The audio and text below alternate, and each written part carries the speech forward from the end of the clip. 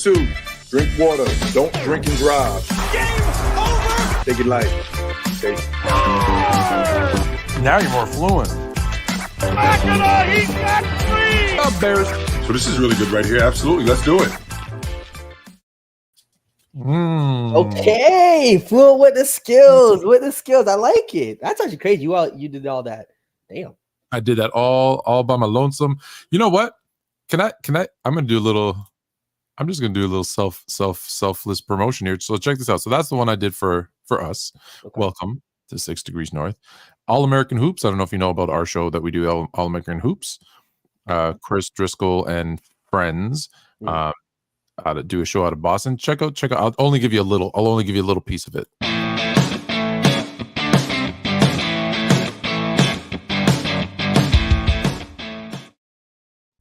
Shoot, even the music sounds very American. It's All American Hoops. Yeah, exactly. But you know the one I'm most. He just did his first show. Mm-hmm. But this is the show I'm most excited about. Do you know Source of Course? No. Don't. I met him through TikTok. He's a creator on TikTok that does like hip hop. So Source is chilling. He has like a show now on Sports Fluent. I want to say it's Wednesdays at 7. I'm going to go on actually this Wednesday because he and I actually have a beef. Okay. He hates Caitlin Clark and all the attention she's getting, and I love all the attention she's getting. I got you. But so he's like an old head hip hop dude, like who made music and stuff in the past. Okay. So I'm like, so when he said I want to do Sources chillin', I'm like, it's chillin', Giz is chillin', right? Immediately. So I said that to him, and I'm like, Miami Heat Zone, what's up? Let me give them a quick shout out. Miami Heat, so go check them out. Their YouTube is amazing. I did a spot on their show today talking about the Miami Heat and how they should blow it up, mind you. But Miami Heat fans probably didn't like it. But so when I said to him, Source is chilling, Kiss is chilling. You remember that song? Right? I don't, but like, you don't remember that song? No, I definitely don't. Is chilling, Kiss is chilling. What more can I say? Top billing. That's what you get. You lost me, Fluid. Nope. Ooh, you are not a historian of hip hop. So that being said, he took that and turned it into his intro.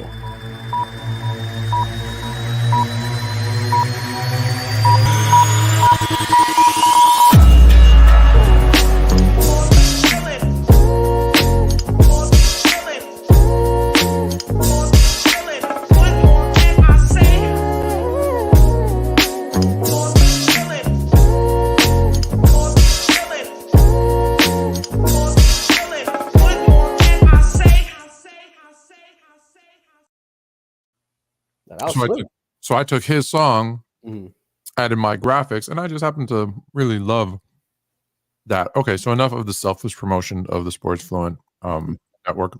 That was really just an excuse for me to eat this chocolate bar because I'm not going to tell you what kind it is because they don't pay me.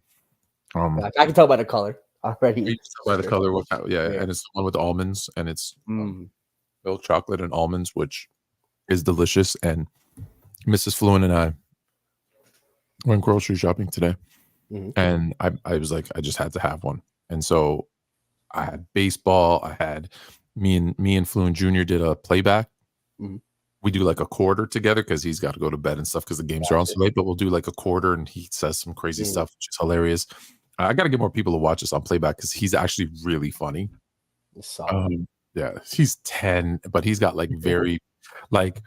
I hate Jaylen Brown, but he is the best player on the Boston Celtics. Like he'll say stuff like that. I got you. Like, coming from a 10-year-old just adds a little more. Yeah, right. And people always say, what are you teaching? I'm like, dude, it's his own opinion. He watches the games, he plays his 2K, he does whatever, and he comes up with his own stuff, and he's funny. So I had the playback. So it's been one thing after another, and then I was like, yo, where's my chocolate bar? She's like, it's a chocolate bar, dude. Relax. I'm like, no, I need that. I need it. I go, me and Jaylen are about to go on. I need my chocolate bar. So anyways. I had some Reese's Pieces today. I guess I plugged the Reese's Pieces, but Reese's I'm a Pieces. fan. Are you not a fan of Reese's Pieces? I love me some Reese's Pieces. Peanut butter and chocolate? It's the best. Peanut butter and chocolate is still the best duo. My kids love peanut butter and Nutella. I mean, can't go wrong with that. I get it. Peanut butter and chocolate makes sense. And I can't do peanut butter and Nutella. So anyway, so I'm going on sources chilling with Source of Course on Wednesday, and we're actually gonna, as much as we get along and we're cool, we are very, very polar opposites when it comes to this topic. It could turn into like a ticket versus whatever kind of ours type of situation. Like there's going to be some yelling and screaming because he believes very strongly about what he believes, and I believe very strongly different. So it's the funny part. I don't actually believe he believes she's garbage. Just hot garbage is how I take it. Gotcha. I don't believe she's the GOAT, but I believe she doesn't get the respect that she deserves as a player. And like her being left off Team USA. I've had that conversation quite a bit just on group chats on that. We can get into it. All right, before we do that, NBA Finals Game 2 just ended. So let's do NBA first because we'll do some WNBA after because I do want to get into that. Is this the first NBA final since maybe 2018? Not that long, 6 years, that you feel a player from the losing team should be MVP? Actually, if the series ended today. Yeah. Luka's been the best player on the court without a doubt, but he doesn't deserve Finals MVP. I think when you're on a losing situation and you want to be Finals MVP, he needs to have a better second half. Like he had a great first half. The second half, he wasn't hitting his shots just the way. There has to be this kind of overwhelming, not really feeling, but you just have to see it of him carrying teams. Even 2018, like I understand in that situation, LeBron being the best player on the court. I actually wasn't too mad just because I just thought Durant played really well. The shooting splits were insane. I think 2015 was the one where if you're going to give anyone, that was the one because you just saw like him willing his teammates to win and who he was playing with because of injuries in that situation. I would say, that's the one that I really think he deserved. But has he been the best player on the floor? Yes. But again, to win Finals MVP in a losing situation, I think you have to play a little better.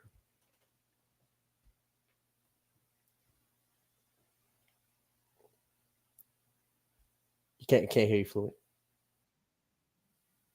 Okay, one second, gotcha. We still here, chat. We still Can you hear me now? Can you hear me now? Yep. I could actually tell that you couldn't hear me, which is actually really cool. These headphones, for whatever reason, if my audio cuts out, they go. It's like noise canceling, so it gets super quiet in my headphones too. And I'm like, oh, something's. I knew right away. I knew something was wrong, which is good. Gotcha. In the future, you should start talking. You should. But, okay, I was gonna say. Carry the show, bro. Carry the show. I hear you. So here's my problem. There's nobody on Boston. Like Tatum, it was Drew Holiday today. Yep. It was Jaylen Brown probably game 1. And I get it. It's only 2 games. Someone might still step up, but Luka has been by far the best player for the collective of the 2 games. By far the best player.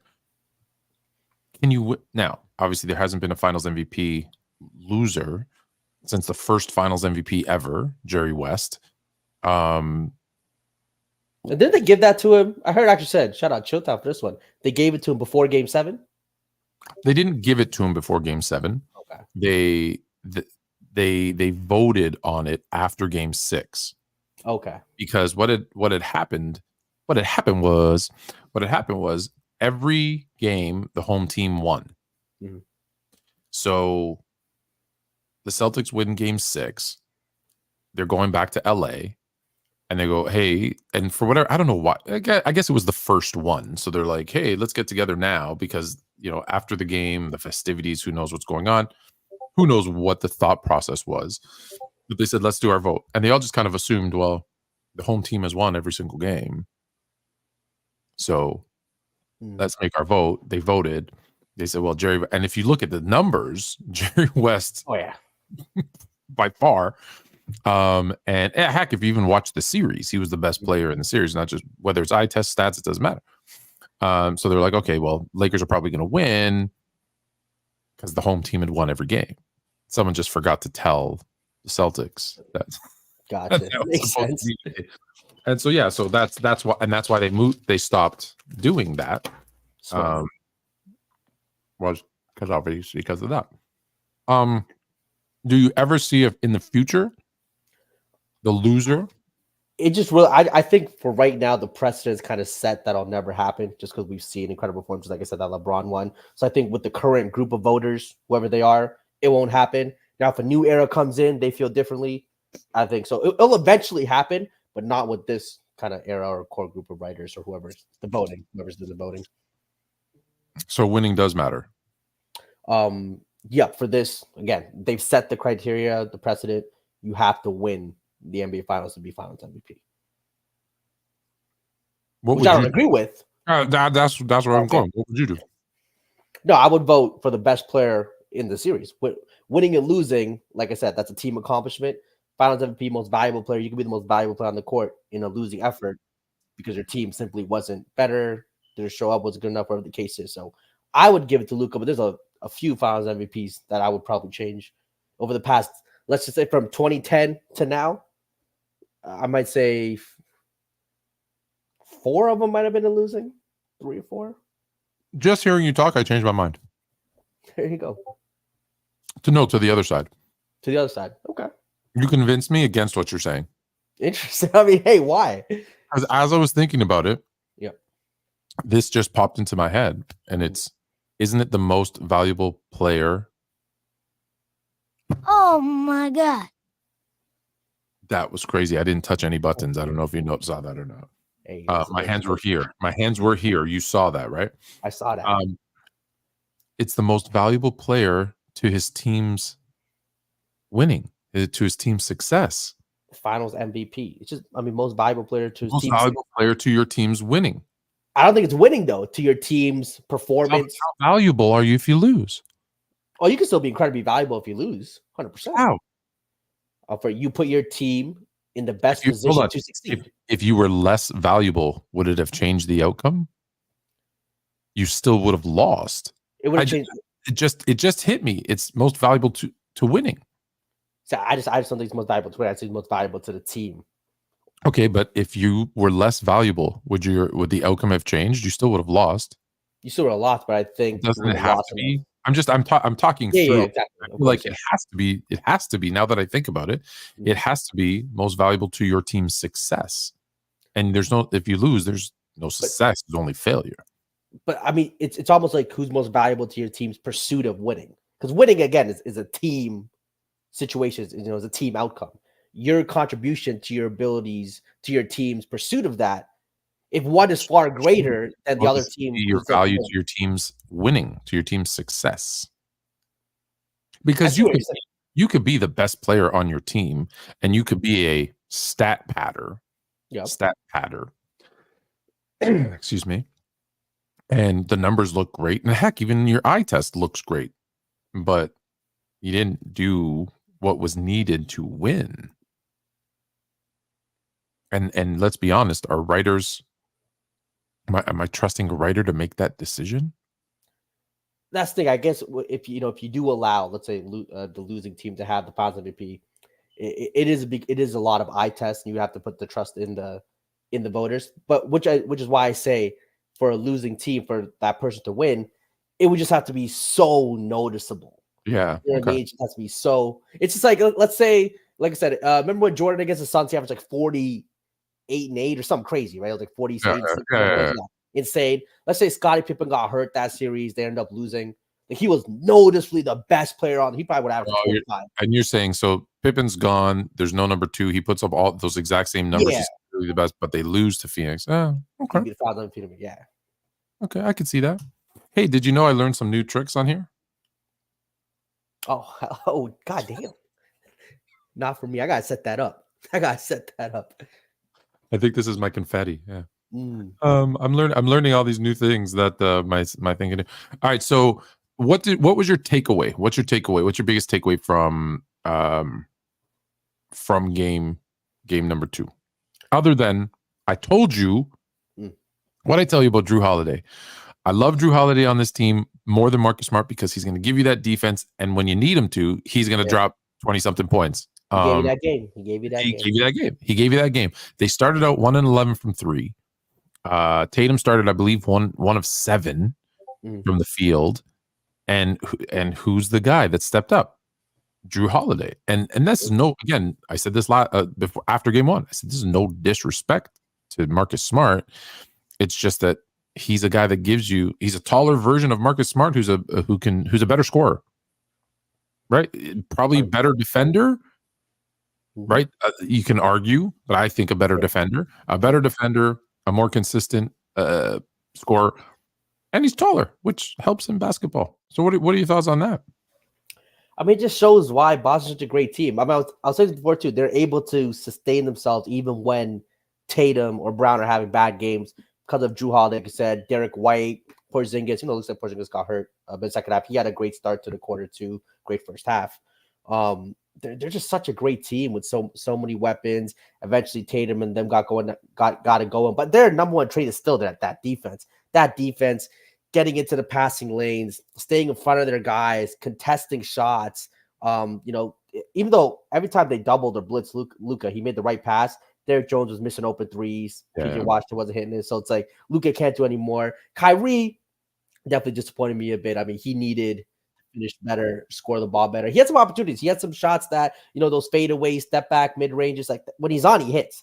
I told you when the series started, they're going to need 30-30. From Lucas, Kyrie, and they got the 32 from Luka, but 16 from Kyrie on 7 of 18 shooting just is not. It's not going to cut it. It's not going to cut it. You need, like you said, they need 30. I was telling the guys in the other group chats, it's like I think for them to ultimately win, they need a combined 70 from those two, whether that's 40, 30, 35, however you want to break it down, right? That's going to put them in the best position to win.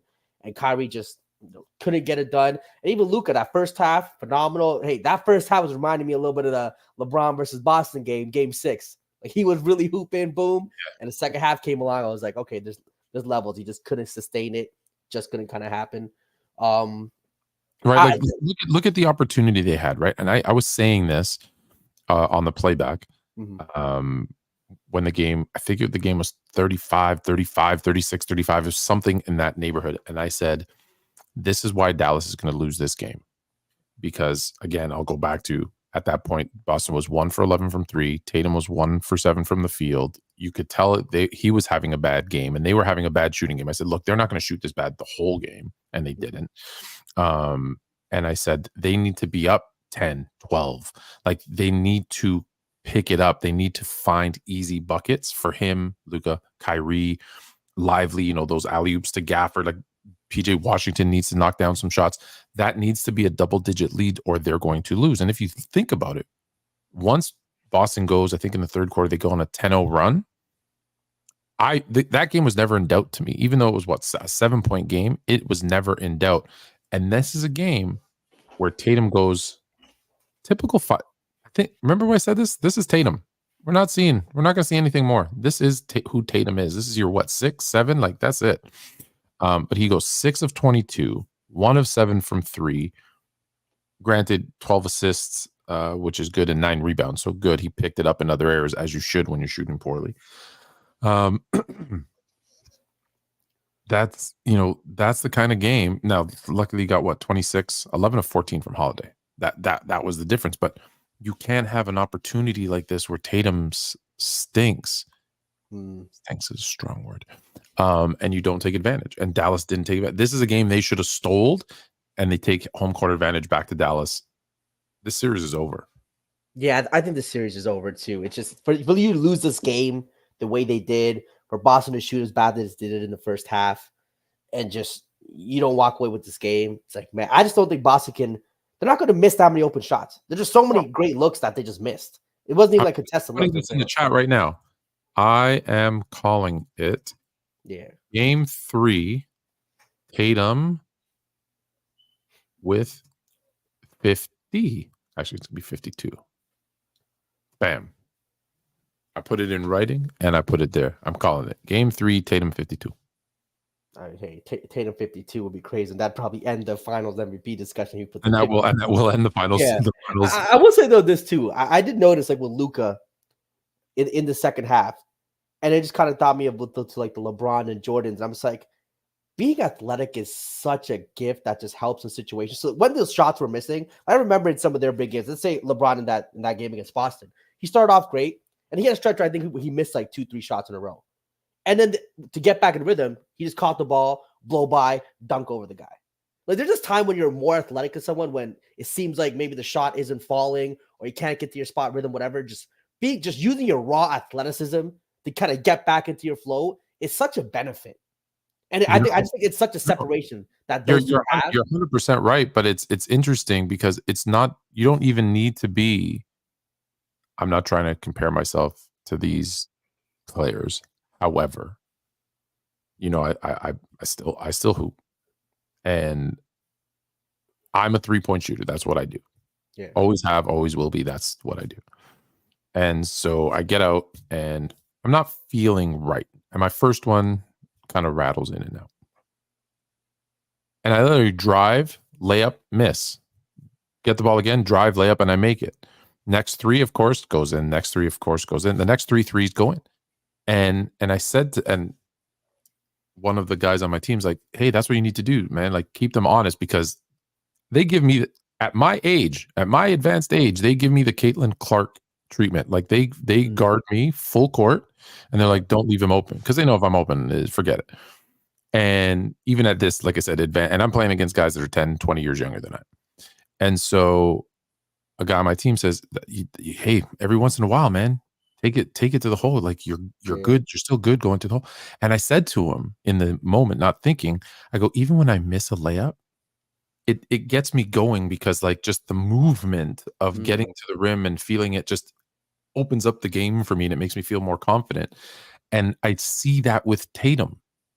He not on the same level, guys. Please don't, because someone's gonna say you compare yourself to Tatum. No, what I'm saying is every single basketball player, whether you're 5 years old or 50 years old, right? There is a weird thing that happens when you get to the hoop, and especially if you make a couple of layups, a couple whatever, everything seems to feel better. The rim gets bigger somehow, and your shots start to fall.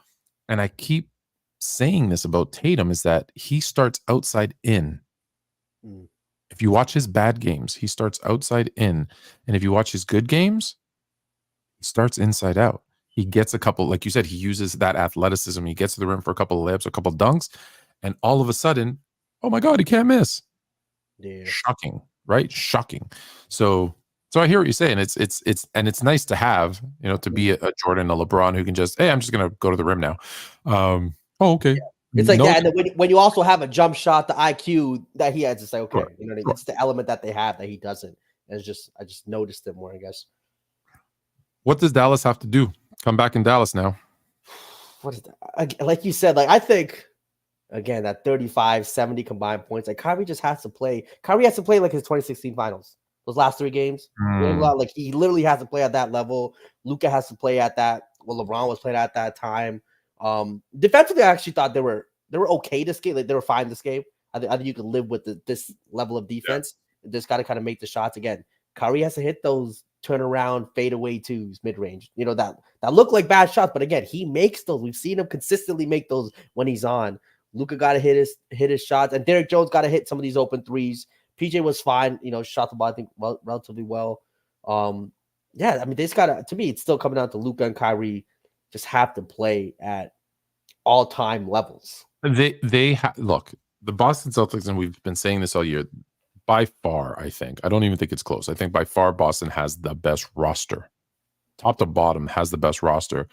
And for anyone to even consider beating them, they have to play perfect. Like, they have to play perfect. Now, that doesn't mean they can't miss a shot when I say perfect, but you know what I mean. Like, they can't. Everybody has to be clicking. Everybody has to be making their shots, all that kind of stuff.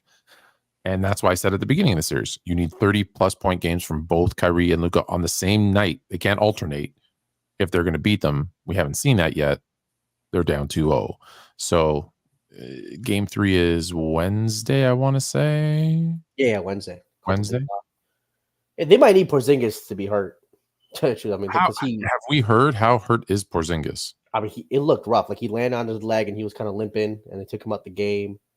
So we'll see what it is, but it was definitely noticeable. He was slower. This is when Dallas, again, when they're getting to the rim, they were finishing at the rim, like he just wasn't getting up to contest. We were just kind of standing there. So it was definitely noticeable. So we'll see. I'm trying to look for an update because Porzingis limped away. No update on him. Okay. That's too bad. Because he looked amazing in game 1. And I said this to you before too, right? He's going to be that X factor that if they don't have him, they can do a lot of things inside a lot easier, and then that'll help. You know, if Kyrie's getting to the rim and he doesn't have a 7'6" uniform, right? Those layups are going to start to fall a lot smoother with that layup package. It's a little tougher. Look, Porzingis isn't like a lockdown defender, but when you have a guy that tall and that long at the rim, you're going to alter how you shoot, layup, whatever. And he doesn't have to block. He doesn't have to even, a lot of times sometimes he doesn't even have to contest, which is the scary part. It's just being there. It's being there, and putting a hand up changes. You're like, oh, is he gonna go? Okay, I got to do something different, and just that adds a different wrinkle to it. So, that being said, who'd you have? I know you had Boston. Did you have him? I said like the brain. You know, my brain's saying Boston. My heart wanted Dallas. Yeah, but it was Boston in 6, I think. Are you standing by that, or are you shortening it up? I mean, it's looking like I'm gonna give the Dallas at least 1, so probably Boston in 5. Yeah, just 1 game. I do think Luka, Kyrie will do their thing, but man, that defense is it's so tough. Like they're just taking turns too. Like you can't even get them tired because they have so many bodies. Again, like Derek White, Drew Holiday, Jalen Brown Tatum. They're just rotating, taking turns. You're tired, cool. I got you. You know what I mean? Yeah, but then even like Pritchard, Hauser, like all those guys are just rotating in. I saw Hauser made a stop on Luka. I'm like, what? I mean, when Hauser's on you, it's like you can't have Hauser making stops on Luka. You're just not. No, and you can't. I keep saying this, man. You can't let these guys like Pritchard hit, end of the third quarter, hit a deep 3. It just gets the whole team just so much energy. You can't allow it to happen. So that being said, I'm going to stick to it. I said Boston 6, and I'm going to stick with Boston at 6. I want to talk more about it, but there's not much to say. Like they're the better team. Yep. This finals might be the worst NBA playoffs in a long time, in the sense that Boston's road, because of injuries, was easier than it should have been. Yeah. Right. It's not that look, and here's the thing. I don't know how they would have reacted had they had everybody healthy against them, but they were already the best team in the league. Yep. And to give the best team in the league an opportunity to play teams without their best, not injuries like Porzingis, the 3rd or 4th guy, and and that's very. Listen, I've said a million times he's important, but no, we're talking about Jimmy Butler. We're talking about Halliburton. We're talking about the best player on the team being hurt. Yeah.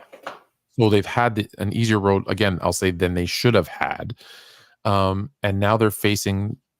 And again, not knocking Dallas. Dallas has played exceptionally well throughout these playoffs, but the 5 seed.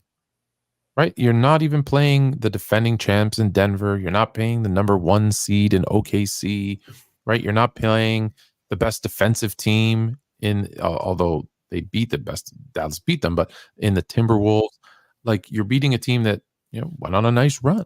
That really up until the half of the season, they were a lottery team. Not a lottery team, excuse me, a play-in team. Not a lottery team, a play-in team. And then they, made some trades at the deadline and they go on a nice little run. But when we're going to look back historically and say, well, 1 versus 5, man.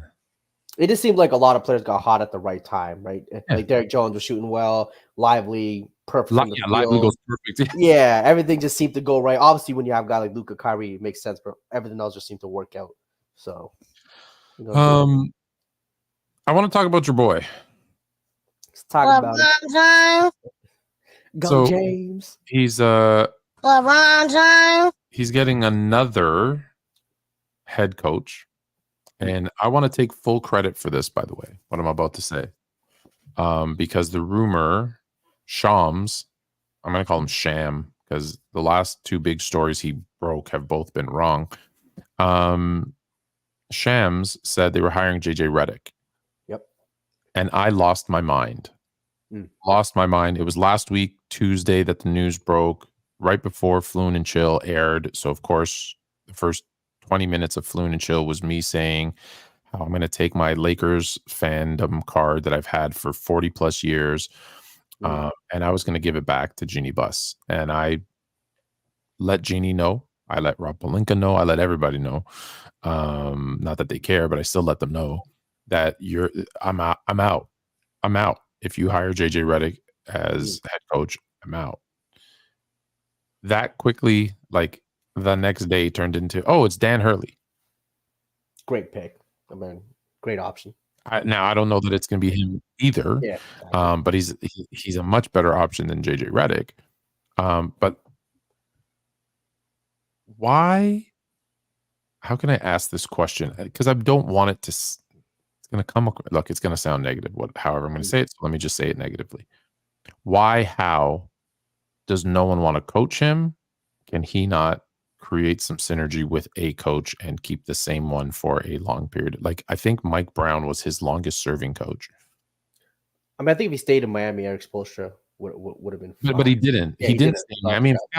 In fact, he had a 6-year contract and he opted out after 4. So which he's allowed to do. He had his opt-out. He exercised his contract. I'm not saying he didn't. I said he opted out, but he said he was going to not win 3 or 4 or 5 or 6 or 7. He said, and he opted out after 4. You can't win that many if you only stay for 4 years. So Mike Brown, I think he had for 5 years. Yeah, 5 years because he had Paul Silas for the first 2. So, just imagine a guy who's played 21 years. His longest serving coach was 5. This is your guy. So tell me why he can't. And honestly, last year, if you remember, no one wanted to coach the Lakers. They didn't pick Darvin Ham. They didn't pick Darvin Ham. They got Darvin Ham because no one else wanted that job. And if he's the best player on the team, that means they didn't want to coach him. I don't care. Everyone's going to say, oh, no. You go to a team because either they're going to give you control and you're going to mix up the roster, or you go because it's like, hey, this is the best player and I want to coach him and who's around him. No one wanted to coach the Lakers. Why? Well, I think a lot of that one is just you're the LeBron James guy. So I'm putting it. Okay. Yeah, I mean, so again, I think there's a lot of factors that come into it. I think the biggest thing is the thing with LeBron, whether it's playing with him or coaching with him. I think the biggest distraction or element that people don't like is the media attention. And I think part of it is sure does LeBron. I think LeBron likes the cameras, likes the attention for sure. But I think in general, it's just sports media culture in America kind of deciding for the past 2 decades to put all this focus on LeBron James in every movie makes. So when you play with LeBron James or coach him, you're dissected at a rate that you just have never been in your career. It's a whole situation around it. I just don't think it's all on LeBron, though. I just think, again, it's these media companies, whoever it is, who've decided that's our product that we're going to market. Clearly brings in the views. You see the numbers, anything with the LeBron name on it in any show, does better numbers. In terms of, coaching, so Mike Brown, he had for 5. Spoelstra, he had for 4. I think when he went to Cleveland, the one coach who I think, or 2 coaches who I think didn't deserve to get fired were David Blatt. I thought he did a phenomenal job.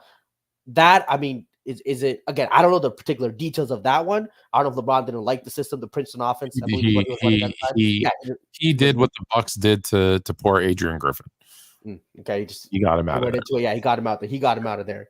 And then there was a coup to get rid of him and bring in Ty Lue. Ty Lue, who was really okay. Hey, at the end of the day, it worked. That's your guy. That's your guy. Him and Frank Vogel. I thought Frank Vogel got the short end of the stick because Davis, they got hurt that season. So I don't know why he was kicked out. I don't know the inner workings of that again either. But I didn't think he deserved to. But Darvin Ham to me is just not a good coach. That was just a mistake hire situation. I go back to it wasn't a mistake hire. You have a job to do and no one else will do it. Well, then you hire the person that'll do it. Yeah, I mean, you need somebody. Listen. What's the option then? Just out of curiosity, I can't really think of. Your roof is leaking. Yeah. You need a roofer to come and fix it because the water's falling into your bedroom. and you call 5 people and they all say no. Now the 6th person comes and says, "Hey, I fixed leaky roofs," and you're like, "You do? Yeah, sure. I got a ladder and a patch kit." And you're like, "Dude, I need it done."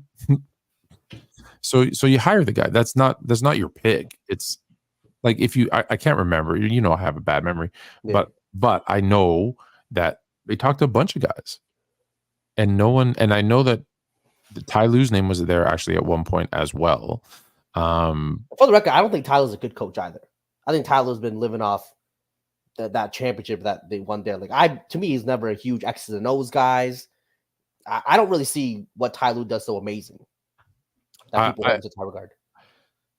I think it's tough to gauge him because obviously he coached that Cavs team, and then he had this dysfunctional Braves team, aka the Clippers. So he hasn't. I don't know that. How do you judge a coach? I'm going to go way off here. Okay, how do you judge Phil Jackson? 100%. I've always wanted to like. It's so hard. Phil Jackson got Jordan and Pippen in their primes, and Kobe and Shaq in their primes, and then Kobe and Pau Gasol. Hello. I don't know. I don't know if you're a good coach. I really don't. And he wasn't even using his own system. It was someone else's offense. Which is why I hold guys like Eric Spoelstra to a high regard because he's done it with the star players, role players. And Larry Brown is the most disrespected coach in NBA history. I'm telling you, Larry Brown is a flat out genius. What he was able to do with a team, winning with the Pistons team, great situation. Wait, hold on. A team that was building, but he put those guys, the right pieces, got everyone to play the best at what they can do. Phenomenal team. What he did with the Sixers too, with the situation he had without Iverson. I'm not a big fan of Larry Brown, but he may be underrated. I could see a case being made for that. College national title too. Great in college, did his thing there. I can live with that. Yeah. Like as I think he's as underrated as Doc Rivers is overrated. Yeah, I'm with that 100%. Yep. Yeah. So why can't he get why aren't big name coaches rushing to say I want to coach LeBron James or a coach that gets him that they can create some synergy and stay? Because every coach, Paul Silas, everyone said was garbage. Just so you know, Silas, right? Hall of Fame player, longtime coach. Listen, never had a great record, but if you look at his teams, he never really had any good teams either. Coached him for 2 years. They bring in Mike Brown, who it's his first head coaching job. But I mean, if you look at Mike Brown's coaching pedigree, right? He was an assistant under Greg Popovich, tons of success. He was an assistant under Rick Carlisle, tons of success. Comes to the Cavs with a very young team in year 2, takes them to the NBA final. Everyone gives LeBron all the credit in the world, but let's be honest, LeBron doesn't play defense 1-on-5. So if all those players were so garbage, I'm going to give Mike Brown, who's a defensive guy, credit for putting in a defensive scheme that made them a top 4 defense in the league with LeBron and a bunch of other dudes. If that, now I think the other dudes are better than people give them credit for, but if that's your argument, LeBron gets them to the thing. A bad year. The next year after that, although they lose in back-to-back years to I think Orlando and Boston, they have the number 1 record in the NBA. I'm as much as the best player gets the credit that they should, right, for doing that. How does the coach get none? No, I think Mike Brown's a good coach. Right? Look what he did in Sacramento. He's a two-time coach of the year for what that's worth. So he's a good coach. That should be a guy that, when LeBron leaves, goes to Miami and then comes back, hey, that's the guy I want back. Was Mike Brown even available? It doesn't matter. You're always available. Okay. I mean, okay. You're always available. You're always available. Right? Dave Blatt, okay, he was trying to put in a system and he wouldn't just let Bron do what he wanted to do. But I also think that's part of the reason that LeBron doesn't win as much as he should. The whole system thing is an interesting concept. I do wish some people say LeBron, didn't win as much because he wasn't put in that system right away. Like I just don't know because he got Eric Spoelstra.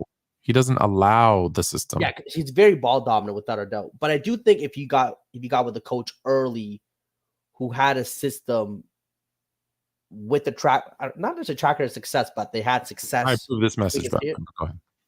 I approve this. So it's just like he got Mike Brown early. And Mike Brown doesn't really have an offensive system then. I don't know. I don't really see, even now, I don't really see a great offensive system in Sacramento. No. It's more, it's that. And Eric Spoelstra, he got him really young, right? So Eric Spoelstra is, I think, his best years were actually after. After. And I think he learned. It's just a kind of a learning thing. He developed the system without a doubt. And after that, again, I think him, to be clear, even him, he didn't want him. He wanted Pat Riley to come back down on the bench. He didn't want Eric Spoelstra. Yeah, for sure. But I mean, to LeBron's defense, though, in that if I'm LeBron at 28-year-old prime of my career, I have Pat Riley on top, and Eric Spoelstra was a first-year coach, I believe that time, or second-year coach. He just a young. I would. But Pat Riley vouched for him. I hear you, but if you tell me you would have, hey Pat, you understand who Pat Riley is? I'm not mad at him asking for the Pat Riley. You know what I mean? Like that's Pat Riley. Again, David Blatt, I think got the short end of the stick. Did like a system. You can put that on him. But after that, like the situation, Ty Lue was there. And the Lakers, though, sure, the Lakers have had three coaches in the LeBron era now. Is it three? Vogel. 3 or 2. This might be this will be the third. Yeah, this will be the third. So they Vogel for a couple years. Luke Walton, was Luke Walton there the first year? No, I don't think. No, Luke Walton was not the first year. He was already gone. Pretty sure he was already gone by the time LeBron got there. Are you sure? Yeah, I don't remember Luke Walton coaching LeBron. Why do I feel like there was someone that first year, and maybe I'm drawing a blank. Mm-hmm. What year? It was 2019, right? It's first year 2019, after the 2018. 2018-19, yeah. Luke Walton. Yeah, I was right. Was there? Yeah, I don't remember. Damn, I can't remember. Luke Walton. Okay, Luke Walton. What do we think of him as a coach? Again, I said, hold on. The Lakers, though, ever since Phil left, sure. Even when I'm not sure, I got it. But I would say the Lakers. How many coaches have they had since Phil left? Like even during the Kobe's last year, they had multiple coaches. Left, they've had 7 coaches in 13 years. That's what I'm saying. So they were already flipping coaches even during Kobe's last years, right? 100%. Yeah, boom, boom. So I think that's a Lakers situation. Maybe they're obviously early in those years, they had the ownership situation with the brothers and sisters. Maybe it was a power, whatever situation was. Do you know who the longest serving coach is since Phil left? Longest serving. D'Antoni was short. Was it Vogel? Vogel misses by this much. To say really okay. Byron Scott? Luke Walton. Oh my Luke Walton, three full seasons. Yeah. Vogel 3 full seasons, except one was the bubble season, which they played less games. So technically, they both went 3 seasons, but Luke Walton 3 full seasons. But yeah, they've had Walton, obviously Vogel, and then Darvin Ham, and now obviously whoever the next guy is. I just don't think it's all on LeBron. Like, look at the situation with the Lakers. I think that's a lot to do with the Lakers situation. Sure, I think some is on LeBron. People reports now say he has 0 impact on the coach, which again, I'm not going to believe. I'm not going to believe that report, but I'm just saying, we're going to believe reports. All the reports coming out. What else are they going to say? Yes, LeBron's going to make the coaching decision. Like, they can't say that. They can't say that, of course. But I do think Dan Hurley would be the best decision they've made. The only problem is if they do sign Hurley, it will have to be for a very long-term, big money deal for him to 10 leave. years, yeah, right. Then you have to trade LeBron James. You know what it is? LeBron's at a point in his career where, again, I think he has 2 years, maybe tops 3, right? Where I think Hurley, again, brilliant coach, what he did at UConn, system, developing players. He's smart enough to put. You think 40-year-old LeBron James is going to let a college coach come in and tell him what to do?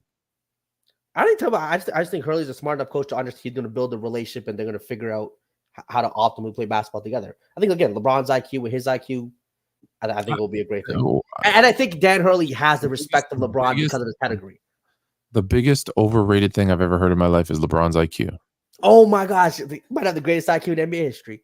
But again, how to measure that is very subjective. You can't measure that. Yeah. Because IQ would require someone who's locked in and focused, right? Yep. And understands every aspect of the game. Mm-hmm. And so all I'll say is if he's locked in and focused and understand every aspect of the game, how does he just pick up his dribble, start walking, and then start dribbling again? That's not someone who's locked in that has high IQ. I'm sorry. You have to look at those examples. I mean, that's not an example. It is a great example. He might have a photographic memory in the sense that, like, I've heard him run down, well, this play happened, and then this, and then this, and then this, and then this. Understanding what the team's going to do, how to counter, all that. That's fantastic. Mm-hmm. But Kobe, for example, because here's the thing. Kobe, in my opinion, had the greatest basketball IQ because I've listened to him talk about basketball. Remember, he used to do the Kobe spotlight things, right? No one understood angles and the way the game is to be played. Now, the problem with Kobe was he knew this was correct, but he was like, nah, I'm shooting it. Yeah, sometimes he did that. Exactly. And I hear you. Honestly, Kobe, when he speaks about basketball, it seems like a genius. Yeah.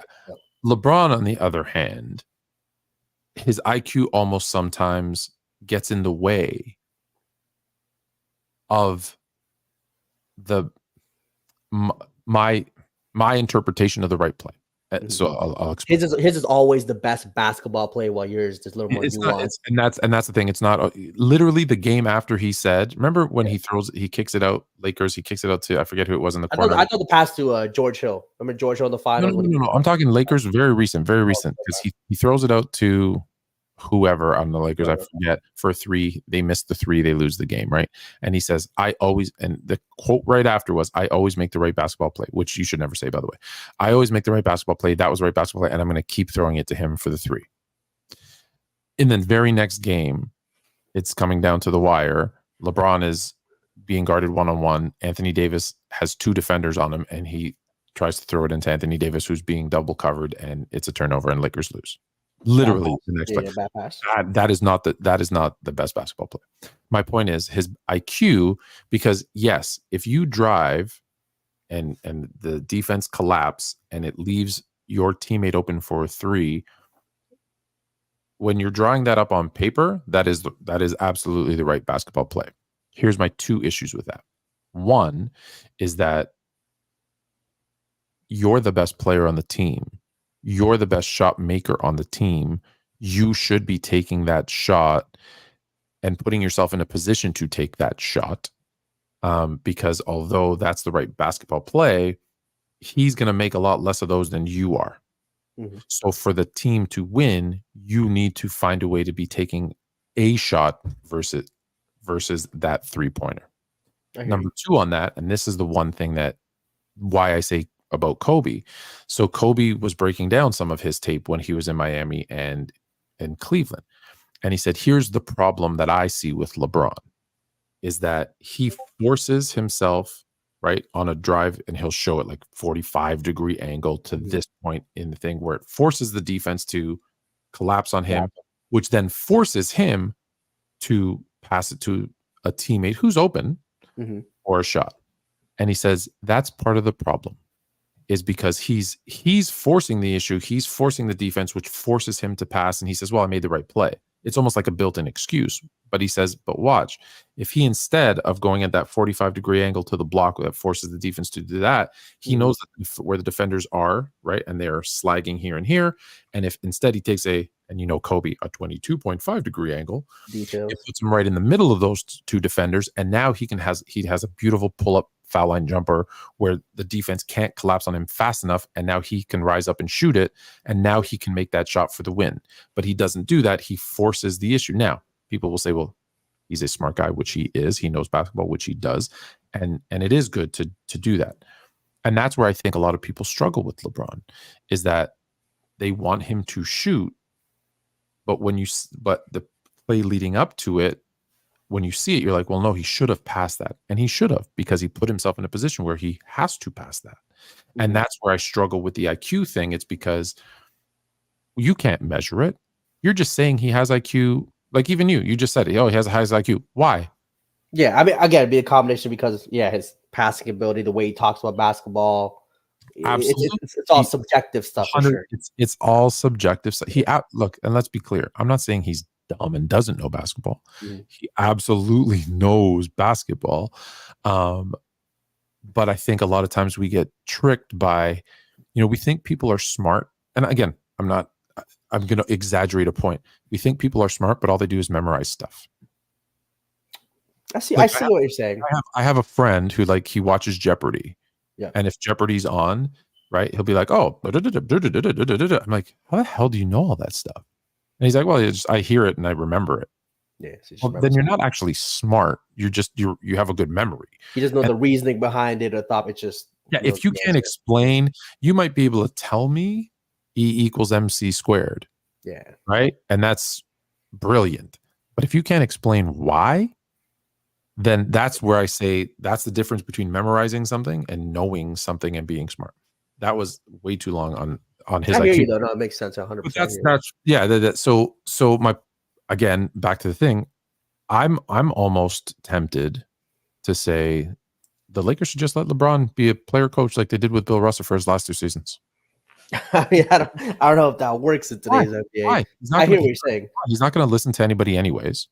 So let him pick his own offensive, do it like football. Pick his own offensive coordinator and defensive coordinator to coach everybody else, and he can be the coach. If Hurley was hired and LeBron does buy into the system, let's say plays within the system this year, next 2 years, whatever he does, and they do well, does that change the narrative or change this idea that he can't play in the system? Do you know what they say about old dogs? You can't learn new tricks.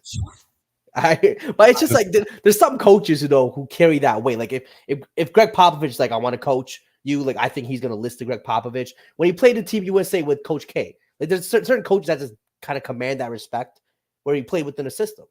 You know what I mean? And I think Hurley, with his track record of success now at UConn, incredibly respected again. Brilliant. I've seen him talk on JJ Redick's podcast too about basketball. Just again, a great basketball mind. I think this is a coach, and again, this is just me thinking, is a coach that LeBron would, kind of respect and give his 100% in trying to make the system work. Listen, if it meant the Lakers win a championship and tie Boston, who's going to win their 18th year this year, then I'm all for it. I'm all for it. Like, let's be very, very clear. Just because I don't have LeBron at 1, I don't think you have that too. I'm not mad at that.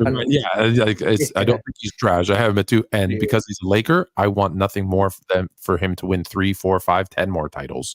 GOAT debate be damned. Lakers over any player, especially a player I don't like. I don't even like Jordan. I don't think people understand. Like, I am a Laker.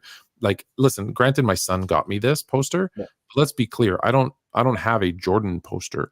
I have a LeBron poster because he's a Laker for my son, and then I have Kobe. You can't see it, but there's about 7 or 8 Kobe's.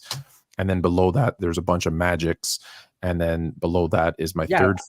Like, my favorite players all time are Magic, Kobe, and James Worthy, who's also my favorite college player of all time. Like, that's 1, 2, 3 for me. And then it gets a little. I never thought of you as a Jordan fan either. You said him as your go. Yeah, but I never really thought. Yeah, Magic. I actually don't like him because of what he did to us in '91. Listen, you don't even know. People don't even know. If there was internet in the 90s, like social media, like, because there was internet technically, but it wasn't. It was dial up and it was horrible. But if there was like internet and social media in the 90s, they would have been calling me the biggest Jordan hater of all time, because like I'm telling you, I was like, Jordan paid for someone to, like, in a blood transfusion to give Magic AIDS, like, or HIV. Like, I hated. You were just going in. You were saying crazy stuff. I blame Jordan because I'm a conspiracy theorist too, right? I blame Jordan because I'm like, dude, this guy won 2 MVPs. Then he was second to Jordan. If Byron Scott and James Worthy, although James Worthy played like 40 something minutes almost every game, he was still hurt. Byron Scott was hurt, who's our new young guard, right? That was the backcourt, Magic and Byron Scott. Vladdy was super young. I think he was a rookie or his second year. Yeah, there's no Kareem that year. Kareem was out. Kareem had retired. Right, exactly. My point is, if you look at that Lakers team, Magic was only 31, 32. He was about to hit. He still had 3 prime years left. Worthy, same thing. Worthy was the same year as same age as Jordan, right? They played together in college. Worthy was in his prime, so we would have had prime Magic, prime Worthy, healthy. Byron Scott, who was playing great again as a third option. Vladdy, who is going to go down as one of the best passing big men, right, centers that we've ever seen. Right, Eldon Campbell. I want to say there's the team had pieces. That Laker team would have made it to another finals or 2. I'm telling you, Magic probably went. What he went? He went 5 and he went 9 times. Magic probably makes the NBA Finals 11 or 12 times, wins 6 of them, maybe 7, which means the Bulls don't win. They don't have 2 3-peats. It's a completely different narrative. I really believe if Magic doesn't get HIV, they would have to get somebody though. He's in the.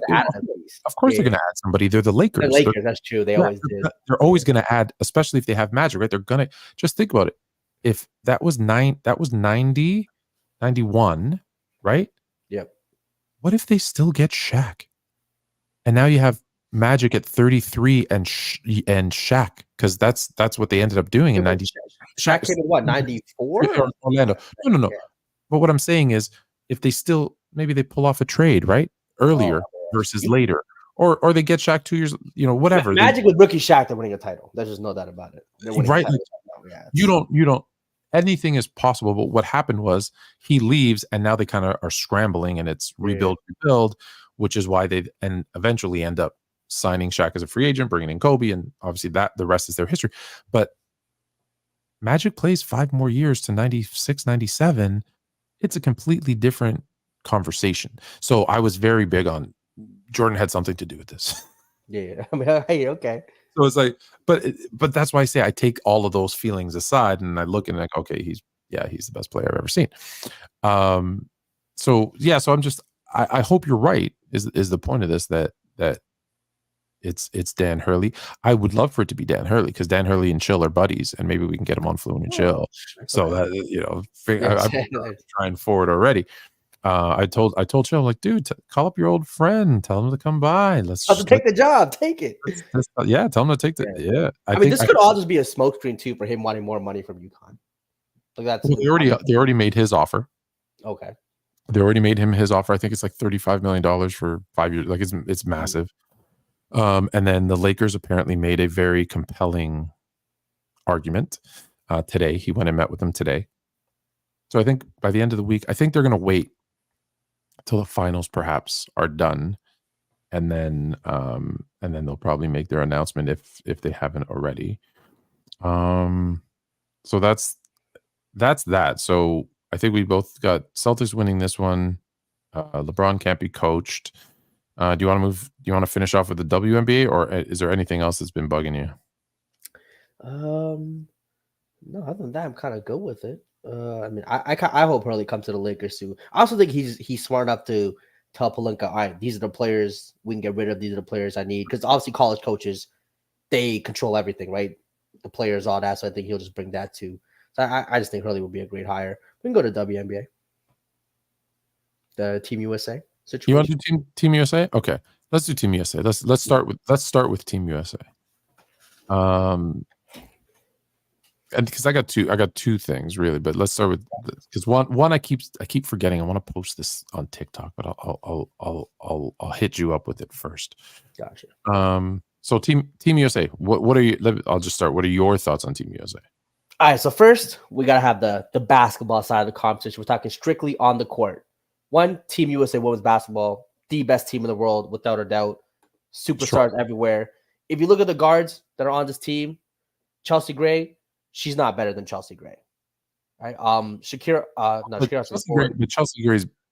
Gray has been hurt though. How many games has missed this year? She's dealing with injuries, so I'm just saying, like, I hear you, but I mean Chelsea Gray, from what I've seen, I agree. Chelsea Gray's better, 100%. Yeah, without a doubt. I think Sabrina at this point, 100%. Without a doubt. Kelsey Plum at this point, better. Jackie Young. Hooping been better. The one person that I actually think Caitlin Clark is better than in that guard spot too, because the other positions are all forwards. You know, the Wilson, like she's not a lot of these guards, right? There's only 5-6 spots. The only person that she's better than is Diana Taurasi. I think she's better than Diana Taurasi today. Diana Taurasi right now is the 4th best player on her own Phoenix Mercury. She's also 41, and she's been to like nine Olympics or something. Yeah, something crazy, right? And if you've seen her play this year, she can't get by her defender as much. Playmaking and passing isn't there like it used to be. She's also taking a step back from the team. She's just not her. So on a basketball court, she is better. But then people say, okay, she's their captain. It's a legacy thing. She's grandfathered in. I can understand that. Like the point of that. She's their leader, their captain, whatever it is, that's fine. So on basketball wise, I understand why. There's basketball reasons for why she didn't make the court. I think why did she make the team? I get it. Also, Enrique didn't make the team. She's having like 26 this season. What's the last? That's the biggest snub. Yeah, she's phenomenal. Yeah, she's phenomenal. But again, if I look at the guards, I'm like, damn, who am I taking out? Team this thing, like it's tough. So I think she should also be on team guard wise. So I understand basketball wise why she didn't make it. Now in terms of the growth of the game, marketing, all that, growing women's sports, you got 100% get her in. Team USA is winning. With or without her, you take away one of those guards and put her in, they're going to win. If you don't, they're going to win because they're just Team USA, significantly better. So for growth of the game and all that, you got to make a call. I was like, hey, you got to get her in, especially with her deal, all that. Didn't happen. So I understand why should it. If it was me, I would have put her on the team. But I understand basketball. I feel like she might be the Isaiah Thomas of the WNBA. Woo! Like the other girls said, nah, we don't want her. Because at the end of the day, no, again, Dan Trussy has been phenomenal for the sport. But you're 41. Yeah. What did the Olympics, what did the Dream Team do for basketball globally? Right? It made a bunch of other countries around the world stand up and be like, we want to play basketball too. And literally that team and some other things, but that team was like a traveling billboard for basketball. And as much as, people are going to say, well, that's kind of, you're taking advantage of someone, whatever. And it's like, yep. You got to do that. Like business. It's a business. Hey, golf did it with Tiger Woods. Swimming did it with Michael Phelps. My job is to make the business more popular, to make the business money. Because at the end of the day, what does every single WNBA player complain about all the time? It's the amount of money that they don't make, right? Well, this is the way to make. Heck, the Olympics is the main revenue source for Team USA women's basketball. So why wouldn't you listen, you don't think there's ever been someone on the Team USA that was undeserving? Carlos Boozer played for Team USA. Christian Laettner played for Team USA. Like, there are a lot of players who, and again, I'm sorry, Diana Taurasi's 41 years old. She doesn't deserve to be on team. Like, she's had her opportunity. You bring in young people, young players to grow the game. So if you have someone, regardless of how you feel about her, that is good for the popularity and viewership, you have to do that. You have to bring her in to grow the sport. Now, again, and I'll tell you this is my biggest issue. You want to leave her off the team? Leave her off the team. No problem. It's your team. Pick it. She'll be there for the next 5-6. Sure. No problem. To say that we left her off the team because we were scared her fans would get upset at her limited playing time, I think I was looking at her report. Yep. It's the stupidest excuse so now the fans are going to wait. How you think the fans are going to react? Like, that is such a cowardly answer and a stupid reason. You know what? If they would have said, hey, at this point, we put together these 12, 13, whatever players. They've been in the trials with them. They've been in their system. They all came because she was playing in the NCAA tournament. She didn't come to the tryouts, and whenever it happened, she's been nonstop. She's gone straight from NCAA. She had like 5 seconds, draft, boom, right into the season. Terrible setup, by the way. You need to spread out that season from NCAA, but that's a different conversation for another day. If they would have just come on and say, hey, she never made any of our training camps. She didn't do this. She didn't do that. We feel like these 12, 13, 15, however many people are better than she is today. And we look forward to watching her grow and develop as a player and down the road, an opportunity to play for Team USA because we think it would be a good fit. Cool. I'm going to respect your answer. To say that, well, her fans might get mad because she's not going to play a lot. Yeah, no one plays a lot. It's Team USA. 100%. Yeah, no one's going to get their same usage rate. No one plays a lot. Jordan didn't play a lot. Barkley, I think, led the team in minutes. Yeah. Right? Bird didn't play a lot. Now, granted, he had a broken back, but it's Team USA. You know that it has, especially USA, right? Like, it's not like Angola, who, like, the best player in Angola is gonna play a ton of minutes. Like, no, this is Team USA. You know that it's all the 12 best people. It's probably the 12 best women players in the world. Let's be honest. Yeah, right now, there isn't a lot of international. Too much international. They're not going to play. And so I want to grow the game. I want to make the game international. I want to get those other countries playing more and more women playing more and them getting better so that we can bring an influx of those international players to the WNBA like the NBA did. Well, yeah, that's how you do it, right? You don't think them Team USA, the Dream Team going and playing in the Olympics, and then a bunch of other countries, China, dumping a bunch of money into the NBA is part of the reason global viewership goes up, money goes up, revenue goes up. Guess what else goes up? Salaries go up. That's how it works. That's why this isn't just a sport. This isn't just a game. It's not. It's a business. It's a business first, then it's entertainment second, then it's sports third, and you gotta get that through your heads that sports is the third part, because I guarantee you billionaire owners, more in the NBA than the WNBA, billionaire owners still want to make money. They want to win. Don't get me wrong. Some of them have passion and they want to win, but they want to make money. So that's my only issue, is that is the reason being, well, she might not play a lot. Yeah. To add to it too, I mean, there's another report by, she actually made a really interesting piece. I can't find it right now, but she covers the Olympics every year for NBC. Really prominent sports writer, broadcaster. Can't find, but she was saying, so essentially she just kind of broke it down how, so the Olympics, when it usually breaks down, the popular sports that tend to kind of become everyone's favorite sport, one, track and field, because everyone, the 100 meter, 200 meter, 400 meter, right? That becomes very popular. The relay that. Swimming, everyone suddenly loves swimming because I guess everyone can somewhat relate to it, right? People love watching the swimming events. Gymnastics, I think it's just really nice to watch. Everyone loves gymnastics Olympics, right? That's the thing. And then even Team USA soccer, especially the women's side, they've been kind of a big draw recently, right? But for whatever reason, the Team USA basketball since '92, they've never lost. Like, they don't lose. They always win the gold medal. They don't get a lot of attention. Like, the media just doesn't get a lot of attention. It's not a thing. So it's just such a missed opportunity. If she was playing on Team USA, the women would get more viewership than the men's basketball team. 100%. You know what? I'm 100%. I'm not. I mean, wait. The way this men's team is looking, though, that'd be interesting. But she'd be right up there. Yeah, this one might be special. If all of those guys, if LeBron, Curry, if all of them play, then maybe not. Yeah. So here's my second issue with that, and then we'll end on this. So as you know, this is Joy Taylor. I'm a huge fan. Huge fan. However,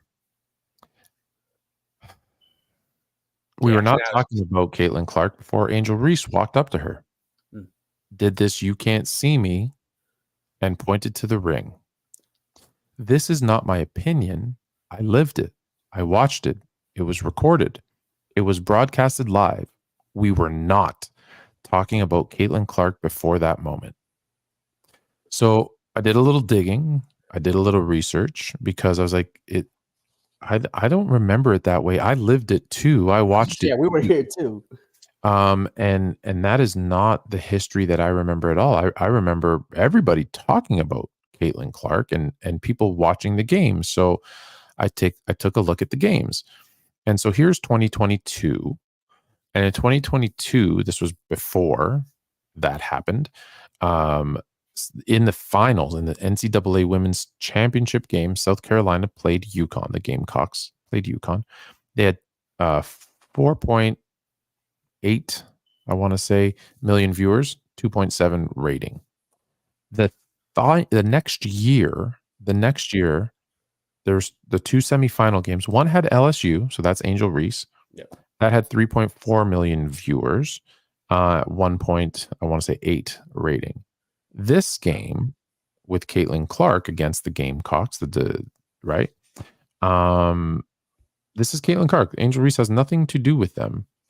3.0 rating, 5 points. So you're telling me no one knew who Caitlin Clark was here? They were all watching what, for the Gamecocks? She's just lying.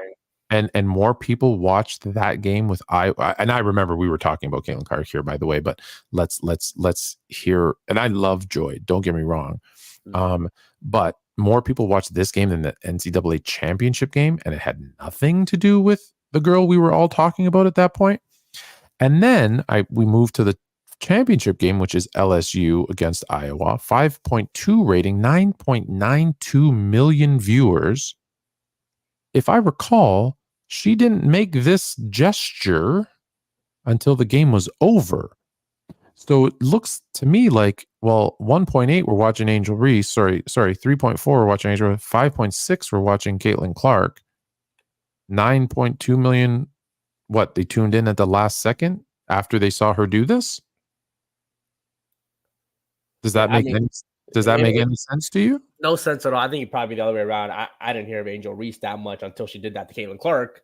I didn't hear a damn thing about the Bayou Barb. No, that's not true. I did hear about Angel Reese, but not as much. Exactly. As Caitlin Clark was a phenomenon in that 2023 3 season. For the whole season, we were talking about her. So I think that's really disingenuous, especially for someone like Joy Taylor, who, if you said to her, the only reason you're in this role that you have is because your brother is Hall of Famer Jason Taylor from the Miami Dolphins. I've seen her lambaste, rightfully so, people and say, listen, this is my journalism major and this and that, and look at what I know and da da da. And I agree with her. I'm a huge fan of Joy Taylor. I love Joy Taylor. But this is the most disingenuous load of crap I've ever heard anyone say, that she was only being watched because of the other, because, well, the numbers in this case don't lie. They tell you the true story, which was, nope, you're wrong. And when you're wrong, my job is to, well, I think I just definitely noticed a pattern of, I think a lot of women in women's broadcasting or sports commentators, especially women of color, tend to take the side of Angel Reese and discrediting Caitlin Clark because of maybe some of their own kind of life dealing, that have, they feel like they've been marginalized or their path has been harder. It doesn't have to be a battle, and it doesn't need to be a cultural war between the two. It's definitely become that, though. It's definitely, I know, and that's the sad part. It's and I don't get it, because they act like this is the first white basketball player. Like, if you ask most people who's the best player now, it's Asia Wilson, but who's like one of the goats of the game? Breanna Stewart. Last time I checked, she's white. Who's a really pretty girl who's getting a ton of attention and can hoop? Kelsey Plum. Fact. Shout out Kelsey Plum. Beautiful. Who got a massive signature shoe deal and sat at NBA All-Star Weekend and had a 3-point shooting contest with Steph Curry. Sabrina. So I don't understand this. Like, why is this one different? Why is she so different that we accepted all the other ones, but this one we hate? And it's not for her. It's not what she's doing. It's not what she's saying. Because if you listen to her, she's the most humble sweetheart in the world. She does and says all the right things. In fact, she was late for a press conference, and her teammates kind of gave her a tough time about it. But you know why she was late? Signing autographs for kids. Signing autographs for kids, right? When they ask her about Kennedy, she's like, "Hey, she's a fierce competitor. The WNBA is rough. You know, in the heat of the moment, I've had that happen to me too." Angel Reese comments too, when Angel Reese went off on her. Yeah, but I'll stick with Kennedy because that's the most recent, right? Yeah. Like, hey, I get it. I've been like that too. Heat of the moment, you do things, and she's really great. She dropped like 25 last night. She's probably going to be the sixth. I don't know if they call it sixth man or sixth person of the year award. Like, she's leading it. She's done great for their team. Nothing but praise. Hey, you're off the Olympic team. Hey, you know what? That just gives me motivation to get better and be better. And hopefully, they'll pick me for the team in 4 years. She says all the rights. I saw her at an away game. Stop and signing a bunch of autographs for kids. Like, as far as what we see publicly, because who knows behind closed doors, as far as what we see publicly, she's not the one who's saying, I'm the reason everyone's watching the WNBA. No, she's like, I'm going to get out there and play. Now, do you like the way that she plays? Maybe, maybe not. Do you like how feisty she is? Maybe or maybe not. But when someone says all she does is shoot threes, and I'm like, well, I think has the most points and assists ever for a rookie after 12 games in the WNBA. So I guess she's doing a little bit. And she's last game she had like 30 points, 9 rebounds. But anyways, she was cooking last game. Yeah, she does a little bit more than shoot threes. But my point is the hate for her. Maybe I'm missing something. And maybe the hate for her is definitely greater because her, right? As much as Sabrina and Breanna Stewart, the hype was there; they're phenomenal. This level of hype for a player hasn't been seen. Again, this is very Tiger Woods-esque when he came into golf. Like, it's up there with the top of the top of athletes coming into a league. Like, again, I can't think of another athlete in the modern time, again, except for Tiger Woods, the Usain Bolt, Michael Phelps, who have almost doubled or tripled a team. Michael Jordan probably did too, who doubled or tripled a team's viewership, revenue or whatever their first year in the league. That's insane. You know what I find so amazing is that all the people that are giving her attention and praising her, leave them and let them do it. Because just so you know, I'm not one of them. I'll defend stupid stuff, right? And I'm like, whoa, I don't agree with that. However, like when someone says like Source, one of the issues that we're going to talk about on Wednesday is that when he says, well, she's only popular because she's white. She's only considered one of the great NCAA players because she was white. And I'm like, no, it's because she's a really good basketball player, and she has like 45 NCAA records, including most points ever scored and second all time in assists. Like, no, it's she can play. Like she's getting her. Discredit her game is that part that is the part where I'm like, whoa, hold on a second. Has nothing to, because if she was black, no one would question. Yeah, she's one of the greats. That being said, if all the people who want to praise her and say whatever say it, and everybody else took all of that energy into hating on her and saying her fans are stupid, it's a cultural thing, it's a race thing, take all that energy and time and go hype up A'ja Wilson, who's the best player in the league. You know what we would see? We would see, one, her fame, as it should be, skyrocket because she is by far the best player in the WNBA. We would see a ton more of her merchandise, her shoes, her whatever, as she well deserved because they're putting that attention towards her. And you would see what you should see, which is what you saw last year in the NBA, which was Wemby got a ton of attention for a rookie. But what were the stories? They were about Jokic possibly winning an MVP again this year. They were about Luka playing phenomenal. They were about Jason Tatum. They were about Giannis, LeBron. They were about the top 3, 4, 5 players in the NBA. That is still what drove the basketball narrative. But we still said, hey, look at this hot shot, rookie that is doing things we've never seen. Right? What did people say? Oh my God, the hottest draft pick, best prospect we've seen since LeBron, which was 2003. That was 21 years ago. Did anyone hate on Wemby and say he doesn't deserve that attention? No. They applauded him and say, man, I can't wait to see how he plays. And guess what? His team sucked. And just like the Fever sucked. And he had great nights. And remember the first month we were like, ooh, Chet's better. Wemby's a bust. Remember that? Remember that conversation? Yeah. Right? That's okay. That's how rookies should be dealt with. So let the people that say Wemby the alien, blah, blah, blah, blah, blah, cool. But all the other people, all the people who could have said Wemby stinks, he's just a tall dude that's going to break in half in a year, they all said, no. We're talking about Luka. We're talking about Jokic. We're talking about Tatum. We're talking about LeBron. We're talking about whoever, SGA. They're talking about all these other people. That's what the other people should do. For every time you think you want to say something negative about her, go make it positive about A'ja Wilson. I posted every post for a couple of days. I posted I have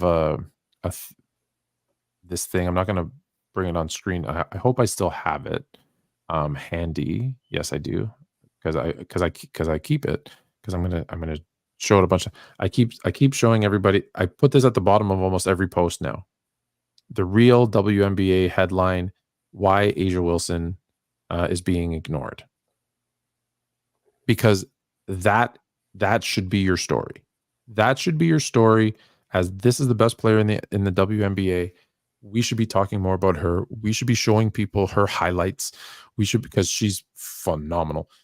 We should be showing everybody what she's doing. And yeah, hey, there's this rookie who's doing amazing things. Hey, look at this logo 3 she hit for the winner. Like her 2 games was her hitting, I think, a logo 3, and her backing down someone in the post and hitting a post up.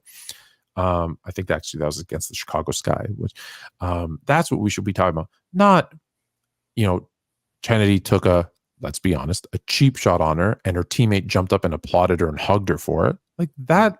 I will say to that, I saw some other plays literally that same week. What do you call it? Skylar Diggins. She was kind of a big name for a while too. She got kind of elbowed in the face, busted her lip too. Another girl too I saw. Yeah, they play physical, Not absolutely. that they play physical. It just seemed like the Caitlin Clark situation got shown more on replay, talked about more. Because she's more popular, but also because it's also because of the history with her and Angel Reese. Yeah. And did you see anyone on the other team of Skylar Diggins jump up and applaud the elbow to the face that caused her to bleed? Honestly, the applause, no, definitely not. Yeah, right. Like now, I don't know if you know this. Skylar Diggins and Diana Taurasi have beef. Yeah, which is why Skylar left that team. Right. Which is why she left that team after she was pregnant, came back, whatever they had beef. So imagine it was against, and I don't know if it was against Taurasi's team, but imagine Taurasi's on the bench. Her teammate elbows Diggins in the face. She starts bleeding, and Taurasi jumps up and applauds it and then hugs her and says, "Hey, good job cracking her in the face." Trust me, that would have been a story, right? But she didn't, so it wasn't. So, imagine, I don't know, Kyrie. Kyrie gets Jaylen Brown elbows Kyrie in the face, and Jason Tatum jumps up off the bench, goes, "Yeah, take that for leaving Boston high and dry, you punk." That's gonna be a story, not because it was a physical play. What now? Trinity's was the ball wasn't even in play when she did it, so it was kind of a cheap shot. Did Caitlin Clark play it up a bit? Yeah, she did. But my point is, if another player applauds it and hugs the person for doing it, for cheap shotting someone, it's going to be a story regardless of who it is. Yes, is it a bigger story because it's her? Of course, because there's eyes on her. But like I said, the people who are bashing her are only making her a bigger star. Whereas what they should be doing, right, is putting, again, I'm going to say her name a million times if I have to. They should be putting their attention on Aja Wilson and others. There's a ton of other talent, but I mean, specifically, I think she's the one that's getting snubbed the most in this because she's the best player. Like, could you imagine last year all we talked about was Wemby and Jokic was the MVP, so let's say Jokic, and Jokic got no press. Yeah, it'd be kind of crazy. And he's the defending champ too. So the defending champ and MVP, no press. It was all about Wemby. Like that's just ridiculous. It's ridiculous. So that's it. I'm gonna end it on that. Final words. Final words. What we got? Hey, hopefully the Edmonton Oilers can win this cup. Beat the Florida Panthers. Yeah. No, Florida Panthers. No, sorry. Yeah, I think hey, if we talking about goats, McDavid is no joke. McDavid is no joke. Who's McDavid? You don't know Connor McDavid? Oh, is that his name, Connor McDavid? I don't know. We really want to watch hockey like that. I'm just kidding. Yeah, no. Yeah, all right. Let's for Canada. Let's go, Connor McDavid. Until next Sunday. This is 6 degrees north. I'm working on a shirt. For us. It's not right yet. I had like the Toronto City skyline and it said 6 degrees north in it. It was really cool, but I didn't love it.